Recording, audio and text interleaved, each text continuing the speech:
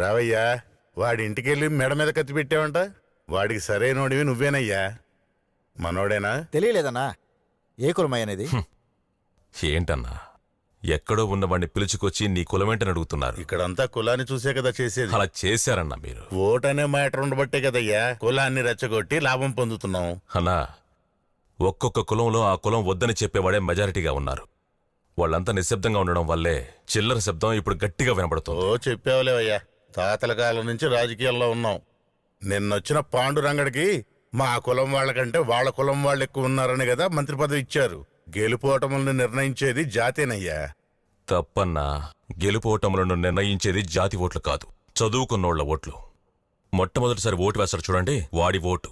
మీరు నచ్చకపోయినా బయట తిరుగుతూ ఉండే ఒక బృందం, వాళ్ల ఓట్లు. తరువాతి తరం మేల్కొంది. ఇకపై కుల రాజకీయాల ప్రస్తావనే ఉండదు. కులమని చెప్పి అమాయకపు ప్రజలని క్యూలో నిల్చోబెట్టారు కదా మీరంతా. రోడ్లపై నిలబెట్టి చేతులు చాచేలా చేశారే. అన్నింటినీ వదిలేశారు కదన్నా. మీరు సరిగ్గా లేరయ్యా. 100కి 500కి ఓటు అమ్ముకుంటారు. అవును, వదిలేసాం అంటున్నావు. ఏం వదిలేసాం? లోపలికి తీసుకురాకూడనివి తీసుకొచ్చారు. సంరక్షించాల్సిన వాటిని సంరక్షించకుండా వదిలేశారు. మీతేని వదిలేశారు, వ్యవసాయాన్ని వదిలేశారు, రైతుల్ని సైతం చంపేశారు. పక్కనే ఉన్న బంధువులను కూడా పట్టించుకోకుండా వదిలేశారు. పండగల్ని వదిలేశారు, పబ్బాల్ని వదిలేశారు. జల్లికట్టు నా హృదయం ఆడే ఆట. నేను దేవుడిలా భావించి పూజించి కొమ్ములు పట్టుకుని ఆడే ఆట. ఆ ఆట ఎవరిది? నా ముత్తాతల ఆస్తి, నా సంప్రదాయం, ఆచారం, వీరం. వీటన్నింటికీ మించి నా వైద్యం. తల్లిపాలకు ధీటుగా పాలిచ్చినది, దేశ ప్రతిష్టను నిలబెట్టే ఆ జాతి పశువులు ఈ మట్టిలో ఉన్నాయి, వేరే ఇంకెక్కడా లేవు. ఎన్ని రకాల పశువులో తెలుసా? పాడే ఆవులు, ఆంబోతులు, ఒంగోలు గిత్త, ఒంగోలు జాతి పశువులు, ఎద్దులు, సంక్రాంతి ఆవులు, సింధి, పొంగనూరు ఆవులు, ఎర్ర సింధి, సాహివాల్, కన్కేర్, గిర్ మైసూర్, అలంబడి, అమృతమహి, బద్రి, బెల్కూర్, బెలాహి, బెంగాలీ, బింజా హరిపురి, కచ్చి, దండి, దేవరకోట, దేవిని, గుంసరి, గజమావు, హిస్సా, గంగామయు, కులుపావు, కమల, కాశీ, కేదార్నాథ్, కృష్ణగిరి, మాల్వి, మంపటి, మేవటి, మోతు, ముర్రా ఎద్దు, పులకులం, పుంగనూరు, రంగార్తి, రతి, సిరి, సునందని, తిల్లారి, తోతో, వేచు, తాతర్, తార్పకర్, షహబాడి, సంచోరి, సహివాల్, కందారి, పూర్ణిమాల్, మైలక్కాలై, మేఘవర్ణన్, మురుక్కుంబన్, మురుక్కాలై, సంగరి, సంగరివన్, శంబరి, శంబారి, శంబరికాలన్, తడికొంచెన్, మేఘనాథ ఆవులు, పులకులం, కమల ఆవులు, కాశీ ఆవులు, పులి ఆవులు, తోత ఆవులు, తిరువాలి ఆవులు, నందిని ఆవులు, సంచోరి ఆవులు, కందారి ఆవులు, వెల్లై కన్నన్, వెల్లై పోరన్, వెల్లై కాలై, వెల్లై కరి ఆవులు, చందన పిళ్ళై, పణంగారై, సెంబుత్తుకారై, కారిమాడు, కరిక్కామైలే, వేచూరు, పుంగనూరు.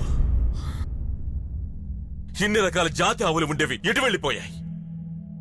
అక్కడొకటి ఇక్కడొకటి అంటూ ఉన్నాయి. ఏం చేశారు? మనిషి జీవితకాలం సరాసరి 300 సంవత్సరాలు. 30 ఏళ్లకి గుండె పగిలి చనిపోతున్నారు. విషయాన్ని ఆహ్వానించారుగా. మన ముందు తరం వారు వాటిని సురక్షితంగా చూసుకుని కాపాడి మన చేతులు పెట్టారు. అది మన తర్వాత తరానికి ఇవ్వాల్సిన బాధ్యత కూడా మీరు మర్చిపోయారు కదన్నా. అందుకే లేచాడు విద్యార్థి, అందుకే యువతరం మేల్కొంది. ఎటు చూసిన ఆడవాళ్లు, మగవాళ్లు అందరూ ఒక్క మాటగా నిలబడ్డారు. మన రాష్ట్రం తల్లడిల్లిపోయింది. దేశమే తిరిగి చూసింది. ఆసియా ఖండమే అదిరింది. మన గురజాడ గాంధీజీ బతుకుంటే మనల్ని గట్టిగా కావలించుకునేవారు. నా తండ్రి అబ్దుల్ కలాం బతుకుంటే ఇంకా సంతోషపడేవాడు. అహింసా పోరాటం, నీతిగా, నిజాయితీగా గెలిచాడు విద్యార్థి, గెలిచాడు. వాడి గెలుపును కూడా వాడికి ఇవ్వడానికి మీకు మనసు రాలేదే. వాడు లోపలికొచ్చాడు, వీడు లోపలికొచ్చాడని వాళ్ళని తరిమి కొట్టారు కదా మీరంతా కలిసి. వాళ్ల దాహం తీర్చడానికి కొన్ని నీళ్లిచ్చినందుకు నా చేపలు పట్టే సహోదరుల్ని కొట్టించారు కదా.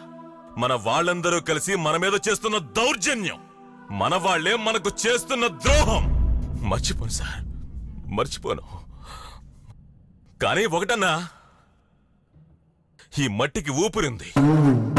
ఎంతో మంది పుణ్యాత్ముల రక్తం చెందిన మట్టి. తట్టుకొని ఉంటాం, లేదంటే తలలు తెగిపోతాయి.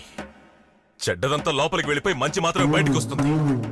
ఈ దేశానికి కావలసిన మంచి నాయకుడిని జల్లెడ పట్టి మరీ తీసుకొచ్చి మీ ముందు నిలబెడుతుంది. అదే ఇప్పుడు జరుగుతుంది. ఇప్పుడు జరుగుతోంది, వెతుకుతోంది.